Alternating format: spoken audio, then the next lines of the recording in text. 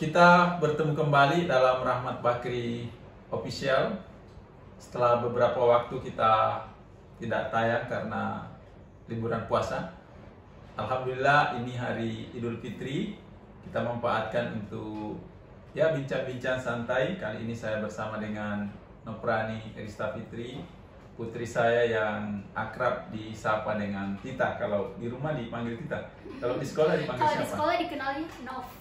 Oh, di sekolah jadi beda, di rumah. Iya. Jadi kalau ada keluarga yang tanya Tita, kalau temannya panggil Nov, dari Noprani Rista Fitri.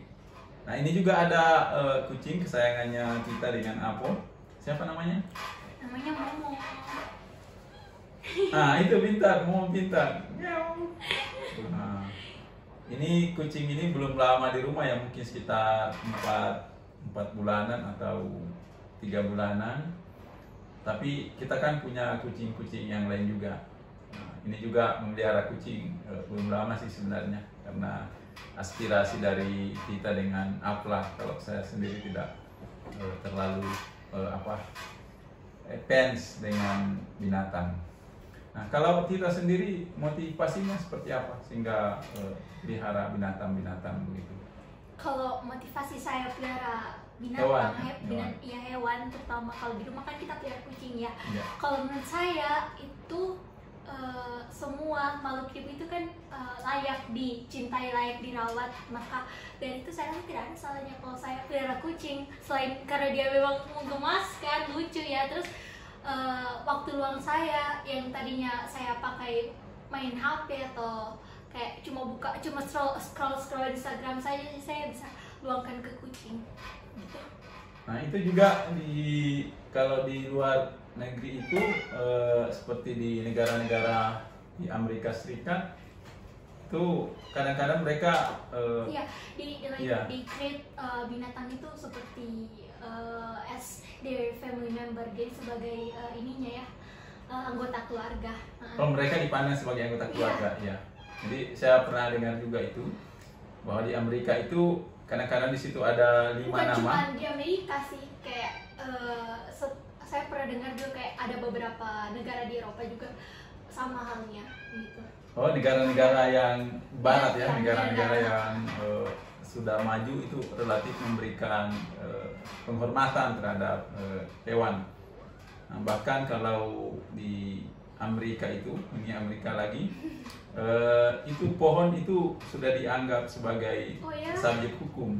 Jadi orang tidak bisa sembarang menebang pohon, karena sebetulnya pohon itu bisa menolak kalau dia mau ditebang.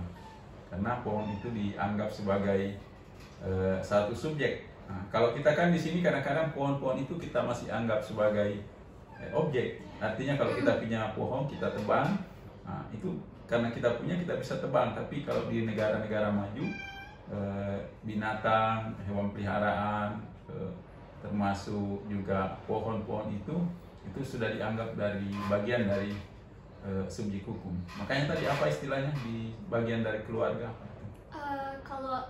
They treat binatang, hewan peliharaan kayak kucing, anjing atau yang lain itu as their family member. Jadi dia memperlakukan hewan peliharaan itu sebagai anggota keluarga itu sendiri. Jadi menarik ya sebenarnya. Jadi di negara-negara dengan peradaban yang maju itu memperlakukan binatang, memperlakukan tumbuhan itu hampir memperlakukan sama dengan perlakuannya terhadap manusia. Nah, kita lihat juga fenomena biasa di Indonesia juga sudah mulai terjadi sebetulnya. Jadi kalau ada yang viral, ada yang menyiksa binatang-binatang itu, ada orang yang menyiksa binatang itu, kalau biasanya kayak diviralkan oleh animal lover sendiri gitu, untuk kayak men-spread awareness kayak gitu. memberikan semacam petisi ya, kalau yang lagi tren itu petisi. Jadi sebetulnya juga kalau kita bicara binatang itu juga, kalau saya baca di Sapiens ya, di siapa penulisnya Sapiens itu? Yuval Noah Harari ya. Itu dulu kan ada namanya domestifikasi ya, domestifikasi. Jadi hewan-hewan itu yang tadinya liar itu kemudian didomestikkan, maksudnya dijinakkan, dipelihara, dibawa ke rumah. Tapi masalahnya kalau kita mendomestifikasi sesuatu, maka diri kita juga akan ini ya, ya, terdomestikasi. Ya betul, kita rasa sendiri. Ini kan kalau kita misalnya pulang Lebaran, nah kita kan ini kan menjinakkan hewan peliharaan. Nah kita masukkan ke rumah. Mereka tidak bisa kemana-mana. Tapi yang unik pada saat yang sama, kita juga tidak bisa kemana-mana. Kita pasti kan mikir kayak kalau ditinggal kasihan, kalau dibawa gimana gitu. Ya, jadi kita lihat itu apa ya, suatu siklus kehidupan yang menarik sebenarnya. Kalau kita mengurung, menjinakkan hewan, termasuk juga kita pelihara bunga di luar itu, ya itu kan didomestifikasi juga. Bunga-bunga yang tadinya liar, tumbuh di jalan di mana saja, itu kemudian kita domestifikasi, kita pelihara di rumah. Nah, kan tujuan kita supaya setiap saat bisa memandang bunga-bunga itu, setiap saat bisa bermain dengan kucing. Nah, tapi pada saat yang sama seperti Anda bilang tadi, ya, kita jadi terikat ya. Ya, Anda terikat karena kalau Anda tinggalkan bunganya kan tidak disiram, akhirnya bunganya mati. Nah, tapi ya kita sudah terlanjur bicara tadi tentang bunga, tentang hewan peliharaan.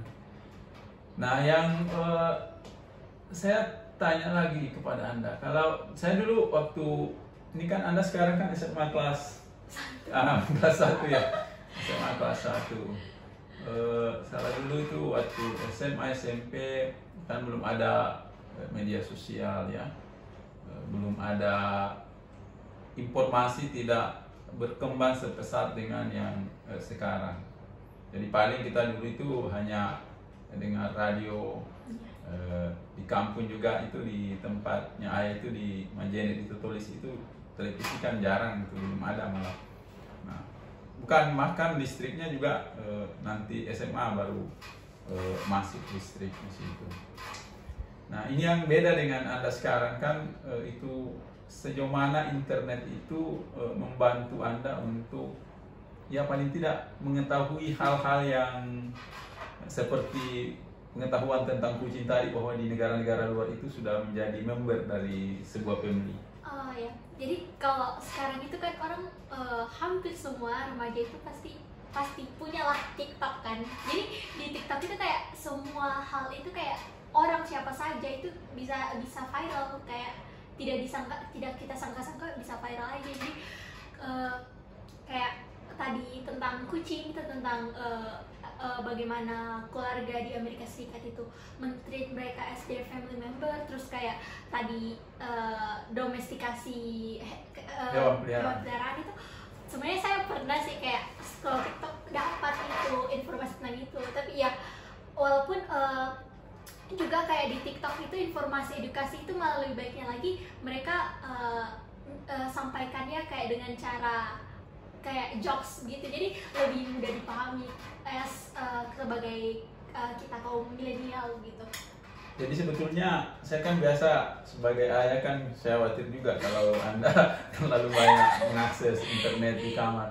Tapi menurut kita sendiri, negatif positifnya itu apa kalau kita akses media sosial?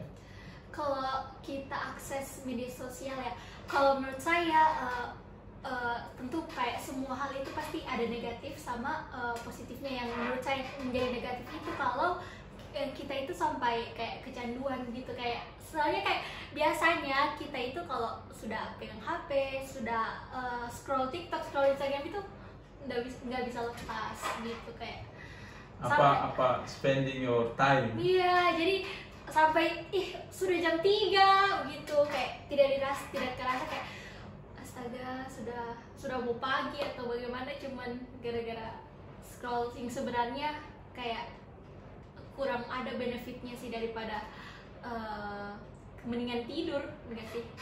Nah, kalau ini kan ada banyak platform sosial media ya. Kalau di teman-temanmu itu, di kamu sendiri kan ada Facebook, Ya, ada Twitter, Instagram, TikTok. Yang paling populer itu apa sih sebenarnya? Kalau sekarang itu yang lagi populer di kalangan itu Instagram sama TikTok sih. Itu kenapa itu apa? Aksesnya atau karena dia visual atau apa? Kalau TikTok itu yang mungkin karena memang sebenarnya TikTok itu dulu udah viral tapi pakai musikalitas, tapi sekarang itu tambah viral lagi karena di TikTok itu orang itu seperti yang saya bilang tadi bisa viral walaupun Anda siapa itu kayak Oh, iya. Jadi orang apa? Equality, ada kesetaraan di depan media sosial. Bukan. Jadi kalau di televisi kan yang bisa muncul kayak cuman artis saja. Iya. Tapi kalau di TikTok itu walaupun kayak orang biasa itu bisa jadi luar biasa. Bisa tiba-tiba viral dan dikenal di Indonesia bahkan di dunia gitu. Jadi from zero to hero. Iya. Jadi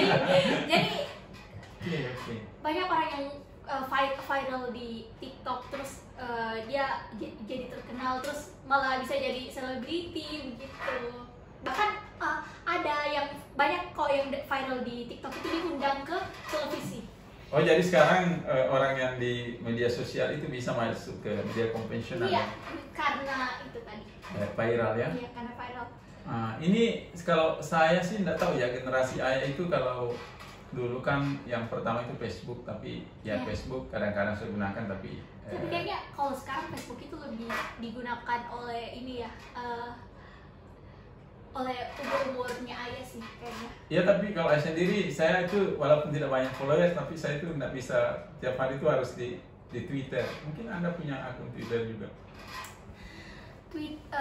Punya tapi tidak dipergunakan karena bingung, tidak ada followers ya. Di Twitter susah kan dapat followers.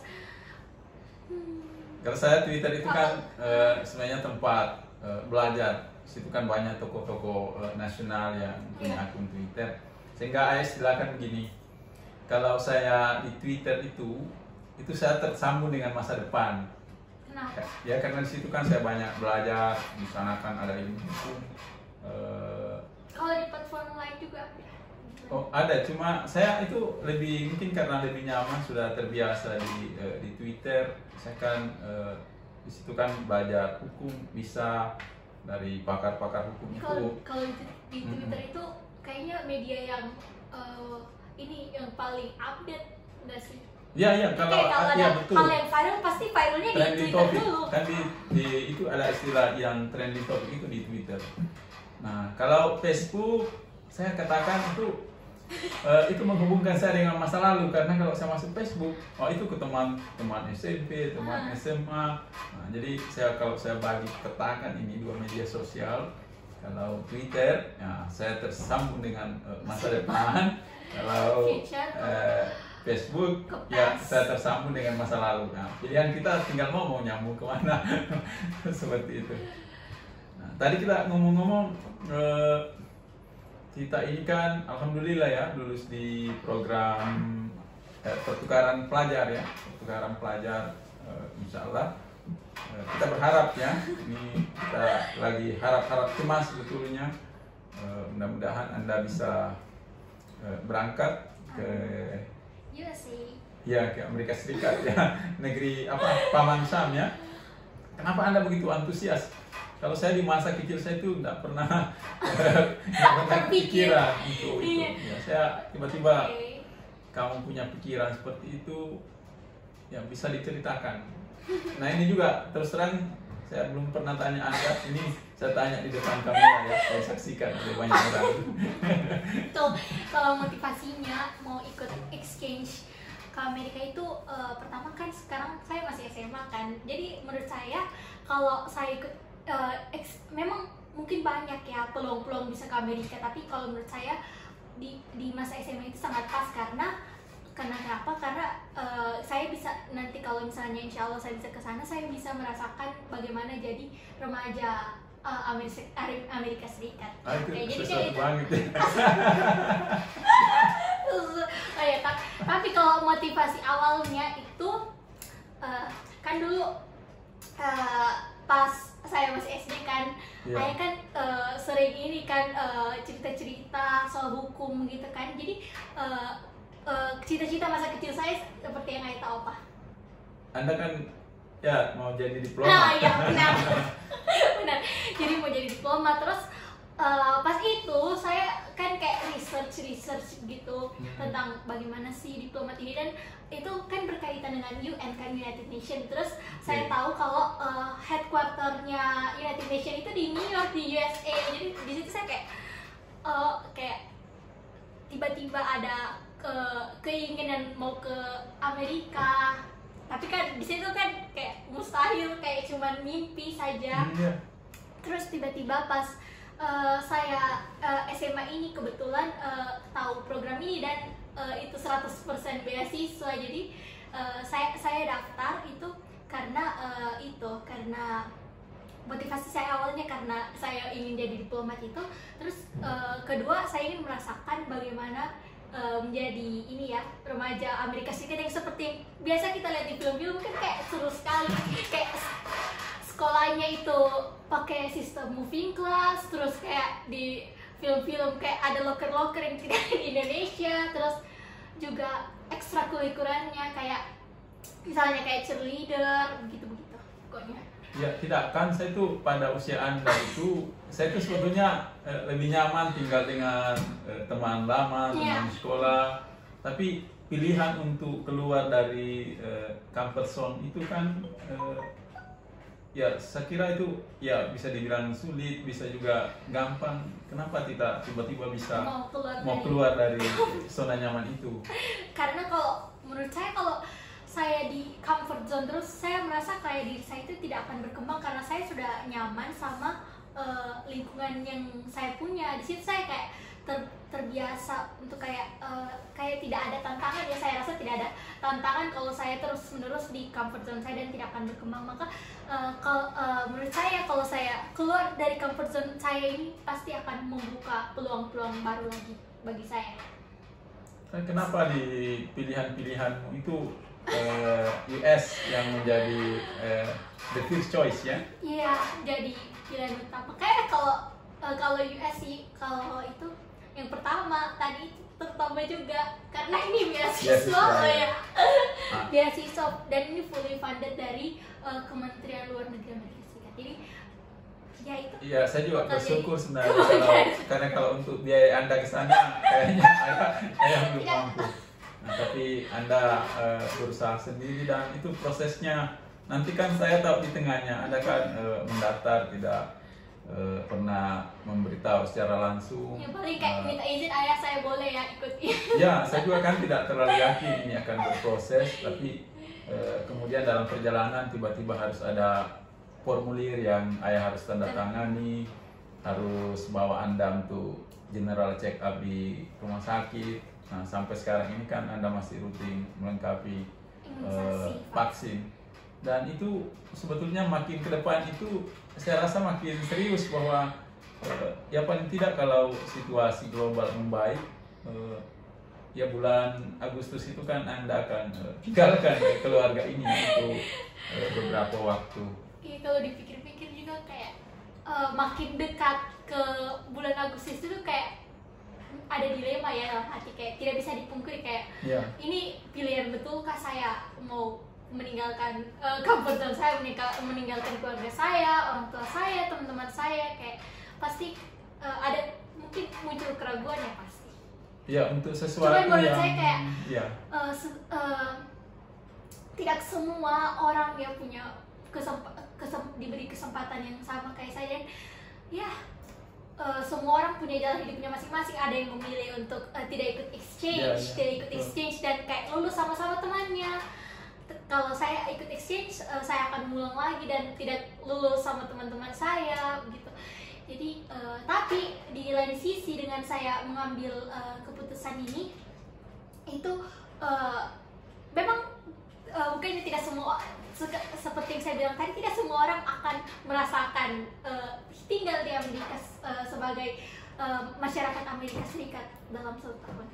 Insya Allah nanti di penempatannya, kalau kita berdoa ya, karena ini kan masa pandemi dan selalu diingatkan untuk mengelola emosi. Nanti dikatakan berangkat itu kalau sudah di pesawat. Tapi kita berandai-andai, Anda kan sudah dapat negara bagian ya, jadi penempatan. placement itu, tapi ini masih ini sih belum pasti juga apakah bakal ditempatkan di negara bagian ini juga belum pasti. Tergantung bagaimana host family-nya nanti gitu. Bisa jadi saya dapat state yang lain, tidak menutup kemungkinan sih. Cuman kalau untuk informasi yang saya dapatkan dari placement organization saya itu lagi dicarikan host family itu di negara bagian Florida. Oh, Florida ya? Kalau Florida pasti orang pasti langsung kenalnya kayak jeruk Florida kan. Oh. Karena ini yang paling famous kan jeruk Florida. Oh, jeruk Florida. Iya. Di event itu apa, Miss Universe kan di sana juga? Oh iya, Miss Universe juga yang tahun ini untuk tahun 2020 ya tepatnya. Itu diselenggarakan di Florida. Yang bakal finalnya kalau tidak salah di Lebaran. Oh, di sana di Florida. Itu tiap tahun di situ atau dari satu negara bagian ke negara bagian yang lain? Kalau saya itu untuk host Miss Universe itu beda-beda tiap tahun, bukan cuma dari negara bagian Amerika gitu, tapi mungkin bisa dilaksanakan di negara lain kayak 2018 kalau nggak salah di Thailand. Terus kalau tahun kemarin itu di negara bagian Georgia, tepatnya di Atlanta. Kalau tahun ini di Florida ya, di Miami. Oh, Miami itu masih di Florida ya? Iya. Iya. Nah, jadi kita Anda tidak merasa kehilangan momentum begitu, karena kalau insya Allah berangkat kan Anda kan tidak sekolah 1 tahun. Sekolah di sana. Oh, sekolah di sana. Dan itu mungkin pelajaran yang real, belajar tentang kehidupannya. Iya, betul. Anda akan karena di sana bakal sendiri, betul-betul tidak di pengawasan orang tua. Jadi kalau ada masalah apa yang kalau biasanya di sini kalau ada masalah pasti selalu dibantu sama orang tua untuk menyelesaikan. Saya tidak membantu.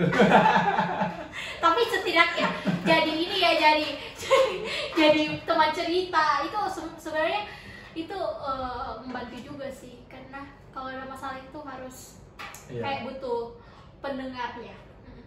Jadi saya tuh waktu SMA itu saya baru keluar provinsi. Berani tidak? Ya, agak berani sih, tapi ya saya tidak pernah bayangkan untuk waktu SMA itu, belum pernah bayangkan mau ke Jakarta. Ini ke USA loh, 12 jam dari Indonesia. USA itu bukan 25 jam. Iya, maksud saya perbedaan ini. Oh, perbedaan waktunya. 12 jam dari Indonesia. Tapi penerbangannya itu bisa sampai 25 jam ya. Iya. Luar biasa. Ya, tapi rasa takut itu tenggelam juga dengan rasa penasaran saya. Jadi jadi rasa takut itu tenggelam oleh. Iya, jadi rasa penasaran yang menekan rasa takut. Iya, karena memang begini. Saya baca ya, cuma saya lupa di buku mana bahwa di usia-usia saya. Iya, di usia Anda dan orang bisa berubah itu, meningkatkan dia punya kemampuan, pengetahuan. Inovasi itu bersumber dari rasa penasaran dan keberanian. Jadi dua hal itu yang menjadi seorang inovator, karena dia punya rasa penasaran yang tinggi dan dia berani untuk mencoba hal-hal baru. Betul. Karena sebenarnya saya juga yakin, karena dari alumni program itu kayak lihat juga orang-orang yang hebat, orang-orang yang sukses, kayak misalnya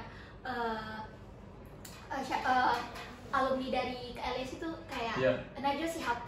Oh iya, saya pernah ketemu langsung dengan Mbak Najwa.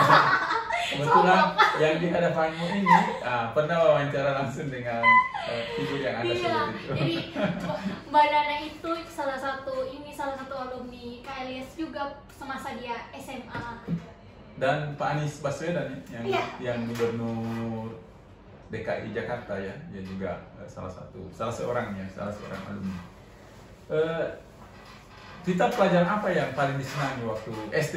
Waktu SD apa ya? Kayaknya kalau waktu SD itu belum ada pelajaran yang spesifik disenangi. Cuman pas SD itu senangnya matematika, mungkin karena masih muda.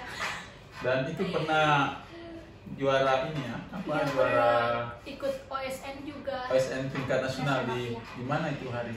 Dulu itu di Palembang. Dan itu pertama kali saya naik pesawat. Ya coba diceritakan dulu. Astaga. Ah. Jadi OSN di Palembang itu pada tahun 2016 ya. Ah. Jadi di situ pertama kali saya juga keluar. Kan tidak diantar situ sama panitia, ayah nggak ikut Ya, ayah nggak ikut. Jadi situ cuman sama ber-12 sama yang saya kan ikutnya OSN matematika, terus ada juga yang dari OSN IPA. Jadi kita ber-12 orang, 6 dari ini apa mata pelajaran matematika, terus 6 dari 6 IPA. dari IPA. Anda wakili ST Madani ya? Iya, Wakili dulu. Provinsi Sulawesi Tengah. Mewakili Provinsi Sulawesi Tengah ke Olimpiade Sains. Olimpiade Sains Nasional. Dan itu waktu SMP sebenarnya Anda kan ikut lomba lagi tingkat provinsi itu, sayangnya karena Anda juara 4 ya yang Iya, berangkat tapi ke Jogja. kuotanya cuman Cuman 3 tiga. orang. Ikut lagi kuis Ki Hajar. Anda juara 2. Juara 2 dan cuma juara 1 yang dikirim. Ya, juara Terus 1 yang ikut dikirim. lagi cerdas-cermat museum. Itu yang- juara 2 lagi dan juara 1 yang dikirim. ke Juara nasional. 1 yang dikirim. Jadi itu apa? Tipis ya. Jadi praktis SMP itu Kayak juara 4 matematika, juara 2 kalau Ki Hajar itu kan lebih banyak IPA ya. iya. Kemudian juara 2 lomba cerdas cermat Itu tentang sejarah. sejarah ya, sejarah. Nah, saya begini. Saya tuh waktu SMP, SMA itu mulai spesifik, saya suka belajar sejarah, belajar ya ilmu sosial lah. Sampai saya tunda, saya waktu kuliah itu saya cari di mana fakultas yang tidak ada hitungannya. Maka saya hindari matematika. Kamu masuklah hukum. Masuklah saya hukum karena hindari hitungan itu. Nah, tapi Tapi ternyata tidak bisa dihindari. ya sebenarnya di fakultas hukum tidak ada hitungan, tapi logiknya itu sama dengan matematika. Seperti yang kita pernah cerita ke ayah waktu kita perjalanan itu, bahwa belajar matematika itu sebenarnya apa fungsinya ya? Matematika kalau menurut saya matematika itu alat ya, kayak bukan untuk berhitung. bukan untuk berhitung, tapi dengan belajar matematika itu pikiran kita itu lebih logis dan sistematis. Jadi dengan kita belajar matematika itu akan akan berpengaruh kepada pelajaran-pelajaran lain yang akan kita pelajari karena Oh gitu ya, logis dan sistematis. Ya, luar biasa ya. Logis dan sistematis itu ciri-ciri dari kalau kita belajar filsafat ilmu, selalu diajarkan bahwa jadi sebenarnya ada korelasinya ya antara kita belajar matematika sama bagaimana kita menyelesaikan permasalahan-permasalahan yang ada di dalam kehidupan kehidupan ya. kita. Dan mungkin itu mendorong kita untuk selalu objektif ya, dalam melihat suatu persoalan. Dan itu juga sebenarnya belajar matematika pas saya SD itu juga ada korelasinya dengan saya SMA ini. Saya lebih senang ikut debat. Jadi Nah ini yang saya kenapa bisa banting setir dari Ya. matematika langsung ke debat? itu yang saya mau tanya kan, biasanya kalau orang yang ini biasanya tidak Iya, ini umum kayak ya. ini ya apa? Orang yang misalnya suka maths itu kan dia pendiam, biasa tinggal di rumus-rumus. Dia cenderung dia tidak Soliter. speak up dan dia tidak dia lebih memilih untuk di balik layar saja, Iya. tidak. Tapi Anda kok satu sisi suka matematika tapi Mungkin turun dari ayah. tidak jauh, mungkin ibu ya. Terus saya nggak merasa menurunkan itu, Mbak. Tidak. Saya sudah waktu SMA itu kan, kami di SMA itu juga selalu dianggap anak IPS itu kelas 2. Jadi kita ada motivasi untuk masuk ke kelas IPA. Saya sudah coba tapi tetap tidak bisa. Ya, tapi kalau di sekolah saya ya kebanyakan anak debat itu malah jadi anak dari jurusan IPA. Oh begitu. Iya. Ada sih beberapa dari IPS. Cuman mayoritasnya itu dari IPA sih. Ya. Apalagi debat bahasa Inggris itu kebanyakan dari IPA sih. Dari Iya, dari semua. kelas IPA ya. Iya. Dan juga kalau seperti yang saya katakan tadi, kalau kalau di debat itu kan kita butuh pemikiran ini ya, apa, logis dan sistematis. Jadi kalau di IPA kan kita belajar ini ya, apa, jurusan IPA kita belajar hitung-hitungan, jadi mungkin itu juga orang yang mampu berpikir dengan logis dan sistematis itu akan lebih mudah.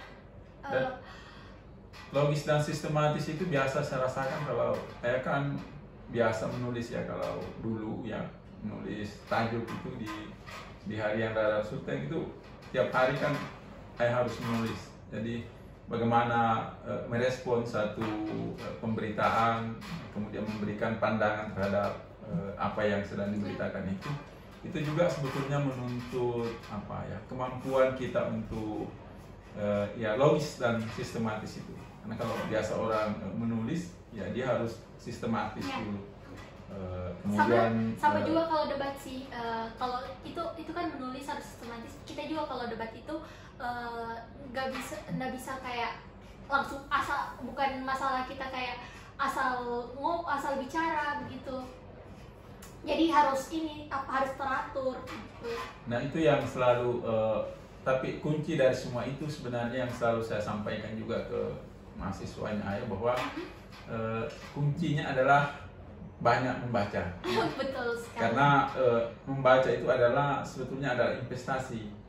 Nah, kalau kita dari kecil membiasakan diri membaca, itu akan terrefleksi dalam kemampuan kita berbahasa pada saat kita besar. Anda suka membaca tidak? Tergantung. Jadi kalau saya dari yang saya pelajari dari kepribadian saya sendiri, saya itu orangnya cepat bosan.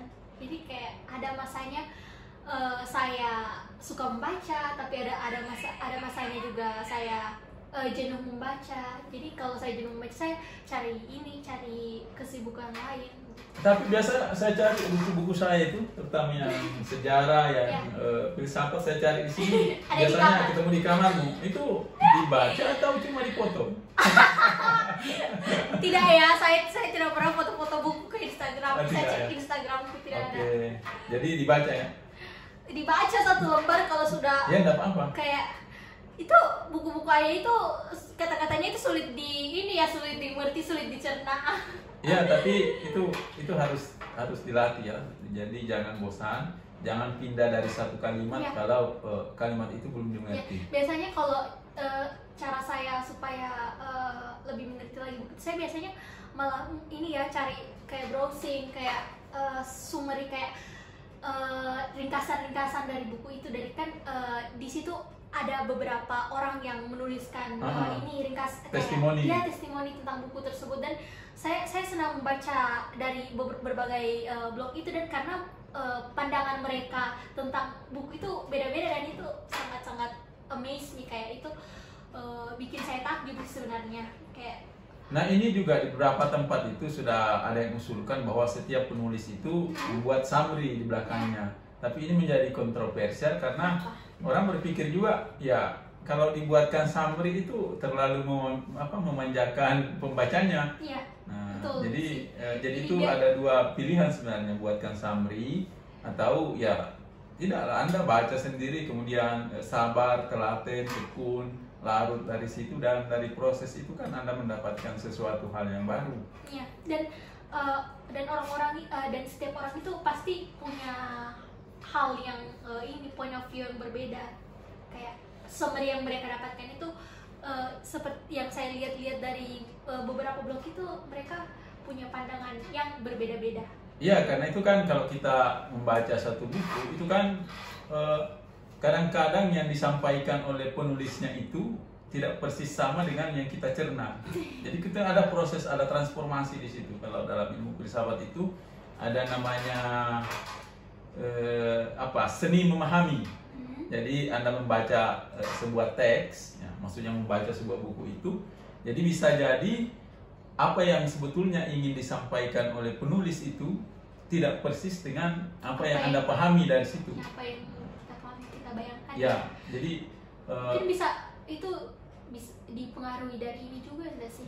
Dipengaruhi dari ini bagaimana riwayat hidup pembaca begitu. ya termasuk lingkungan yang membentuk Anda, dan termasuk juga buku-buku lain yang Anda baca itu. Ya. Nah, itu juga itu kan saling berpengaruh. Jadi kalau kita baca satu teks ini misalnya, pemahaman yang saya dapat itu tidak akan persis sama dengan pemahaman yang kita dapat, karena latar belakang sosial bukan, pengetahuan kita itu kan berbeda. Nah, termasuk juga generasi kita kan berbeda ya. Jadi itu soal membaca. Biasa kalau kamu itu suka nonton film juga ya? Kalau saya tanya, film Indonesia atau film luar? Tergantung lagi. Kalau saya itu kan orangnya mudah bosan. Jadi saya itu tidak masalah sih film apa saya coba mau nonton film horor, film remaja, film thriller yang biasa atau film detektif yang biasa nonton sama ayah itu saya ikut-ikut saja nonton, karena saya tidak ada ini sih kayak preference kayak sukanya film genre bagaimana. Kalau sama ibu saya biasanya Drama ikut Korea. nonton drama Korea yang melo-melo. Kalau sama ayah biasanya nontonnya kayak Knives Out, yang Sherlock Holmes kayak begitu. Jadi Ya itu kan yang Saya ingin jadi film yang Anda sebut tadi itu banyak sebetulnya pembelajaran di situ. Ada Iya, betul. dan film-film Amerika itu seperti itu, selalu menyelipkan tentang kehidupan politik di Amerika. Nah, misalnya itu hari kan ada keluarga dari itu kan tentara, kalau mereka itu dari orang Republikan ya, Iya. karena dia sangat anti terhadap imigrasi. Kalau Republikan iya. itu ya dia anti terhadap imigrasi ya. Nah, itu kadang-kadang terselip di film. di film mereka itu. Dan cara sekarang orang menjajah satu negara itu kan tidak lagi lewat perang terbuka, tapi lewat film salah satunya. Lagu-lagu. Lifestyle kan, orang bisa berubah di situ. Betul. Nah, tapi menurut saya sih kalau mau film apapun itu kayak misalnya kayak drama Korea yang saya sering nonton sama ibu itu sih sebenarnya banyak juga ini ya, banyak juga hikmah-hikmah yang bisa kita ambil sih. Itu drama Korea ya? Iya. Saya pikir drama Korea itu melulu soal di sana ada konfliknya juga ya? Iya, ada juga. Dan kayak mungkin jarang ya ditemukan kayak konflik-konflik berat kayak negara kayak tentang negara kayak di film-film Film Amerika ya. Itu kalau di drama Korea banyak kayak konflik kehidupan. Dia film Korea lebih ke menyentuh kayak gitu. Kalau saya sih sebenarnya suka film Indonesia. Tadi malam saya nonton 3 film. Anda sudah tidur ya? Jadi saya itu nonton dari jam berapa, dari sore, nonton satu judul, malam satu judul, saya tidak bisa tidur, saya tambah lagi satu judul. Kalau film Indonesia biasanya saya suka sih nonton film Indonesia, cuman kadang-kadang ada film yang saya baru nonton terus kayak di tengah jalan kayak sudah malas. Kita punya ini tokoh favorit. Favorit. Baik di film kartun kah atau di mana? Apa ya? Kalau ditanya begini langsung lupa. Lupa. Kayak misalnya kalau kita ditanya lagu favorit apa, pasti kayak langsung lupa film favorit. Kalau mungkin akhir-akhir ini saya lagi Tokoh. ya. Penyanyi favorit saja. Oh iya, kalau tidak punya tokoh. Ya kan penyanyi juga tokoh Iya, sebenarnya. tokoh. Kalau sekarang saya suka sama dari dulu sih sukanya Taylor Swift. Taylor Swift. Ada lagunya? Nanti di video lain. Nanti di video lain. Saya ingat waktu masih SD itu kamu punya kakek itu kan dia kan kerjanya petani ya. Petani, tidak ya, mungkin sekolahnya tidak lulus SD, sekolah rakyat, tapi yang saya itu yang saya kenang itu dia pinjam buku dari sekolah. Jadi dia pinjam buku dari sekolah, buku cerita, kemudian dia baca, kemudian dia ceritakan ulang ke saya. Terus ayah ceritakan ulang. Ya itu saya anggap itu mungkin pada saat itu hanya terhibur, tetapi dalam kehidupan saya seperti sekarang ini, saya menganggap itu apa ya, sesuatu investasi yang luar biasa yang dilakukan oleh seorang orang tua yang tidak mengenyam pendidikan, tetapi dia bisa memberikan sesuatu yang ternyata itu penting dan berharga untuk anaknya. Iya. Jadi makanya saya bilang membaca itu penting ya. Mungkin bangunlah suasana seperti itu. Nenek bisa baca? Iya, bisa membaca. Bahkan kadang saya kan menganggap ini orang tua saya kan tidak sekolah. Iya, makanya saya juga kayak seperti kontradiksi. Iya, tapi ya mungkin ya kan mereka dulu di Mandar itu kan sampai ke Surabaya berlayar seperti itu. Nah, mereka bisa membaca dan saya tahu belajar agamanya juga bagus. Hal-hal yang saya anggap ini tidak masuk akal ini, tapi semakin saya kesini semakin besar, rupanya apa yang disampaikan oleh orang tua saya itu saya anggap ini yang benar. Jadi pada suatu waktu tertentu ini make sense ya. Apa itu? Ini apa? Benar. Ya, jadi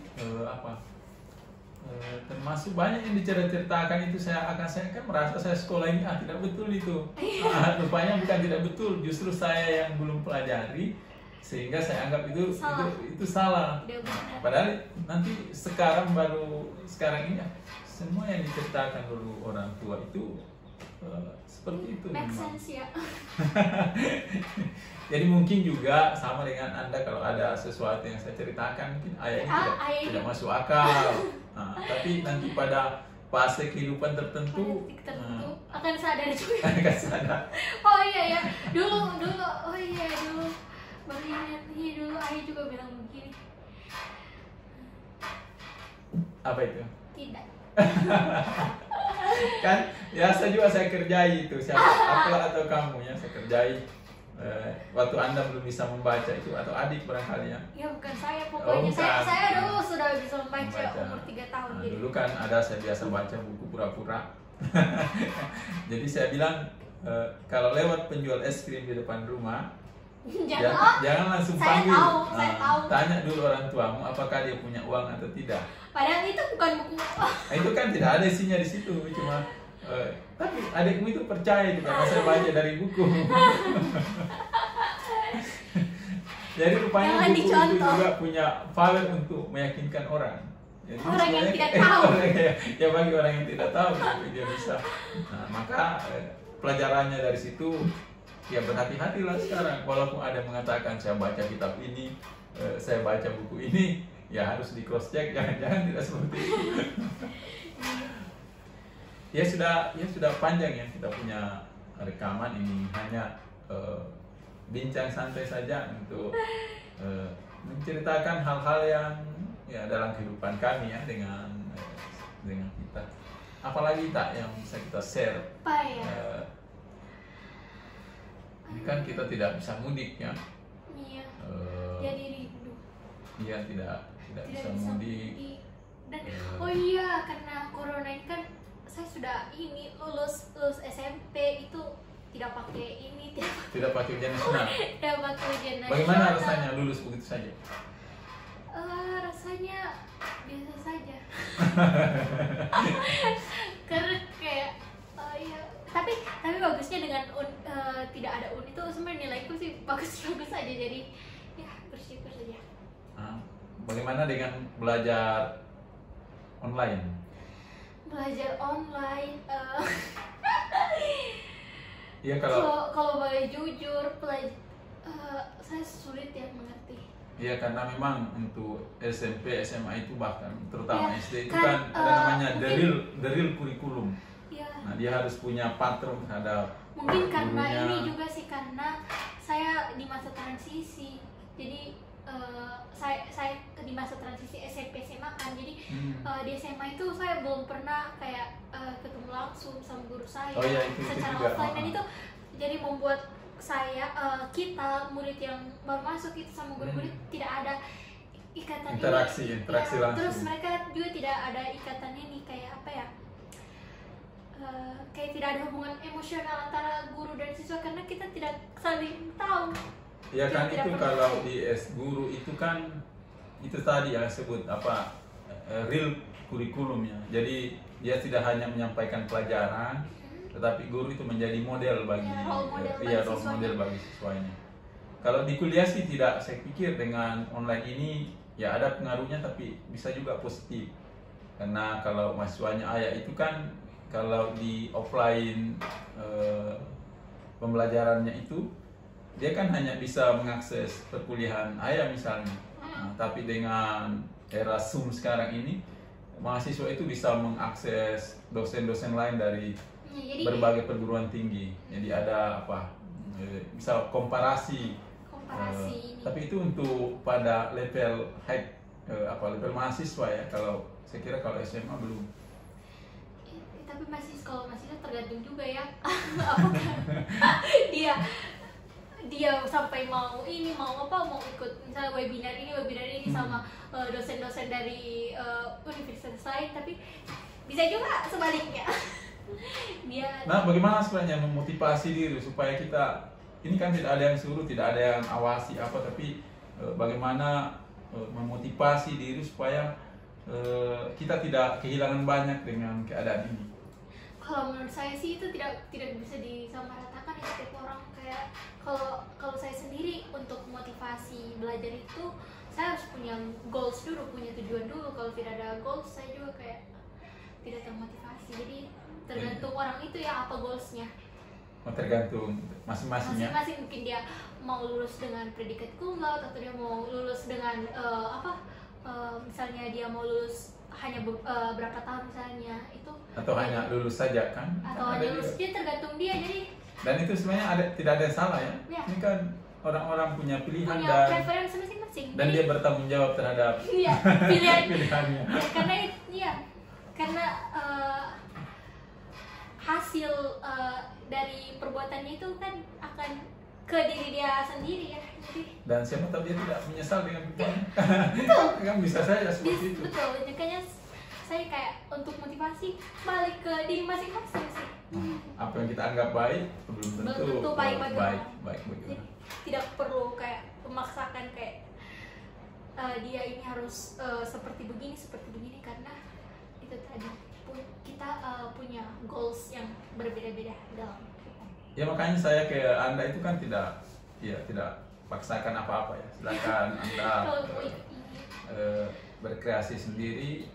Tapi menurut saya itu kalau gaya parenting orang tua dengan begitu sih saya rasa lebih baik ya, karena kayak memberikan keluasaan kepada anaknya. Ya, dengan Jadi, ada pedoman, iya. ada guidance-nya. jadi kayak kita juga merasa kayak kita sudah dikasih ini ya, dikasih kepercayaan. Jadi kayak kita merasa kita juga punya tanggung jawab begitu. Ya kan, setiap kepercayaan itu kan ada tanggung jawabnya. Iya. Dan tanggung jawab itu kalau dia lahir dari dalam itu Ya, justru dan itu jadi kayak jadi motivasinya itu bukan dari orang tua aja, tapi dari diri kita sendiri, dan itu kalau dari kita sendiri itu lebih efektif sih. Oke, nanti lain kali kita akan diskusi lagi. Mungkin banyak hal yang belum kita bicarakan. Nah, sebenarnya pembicaraan kita ini kalau ditanya apa sih manfaatnya, tapi ya bagi kita kan untuk kita berdua kan jarang-jarang berbicara kayak panjang deep talks seperti gitu. ini ya. Ya inilah salah satu manfaatnya untuk ya kita dua paling tidak. Anda punya waktu untuk stuck on the table. Oke, saya kira itu untuk sesi kali ini. Insya Allah mungkin kita aja ya di sesi-sesi berikutnya. Terima kasih untuk Kakak Agni, Ibu yang sudah mempersiapkan rekaman ini. Ada yang mau disampaikan, silakan. Follow Instagram Oh iya. Apa Instagramnya? @erista Erista, Erista. ERRYZTA. Oke. Jangan lupa juga Subscribe, subscribe, like, and comment. Oke, sudah. Oke, terima kasih.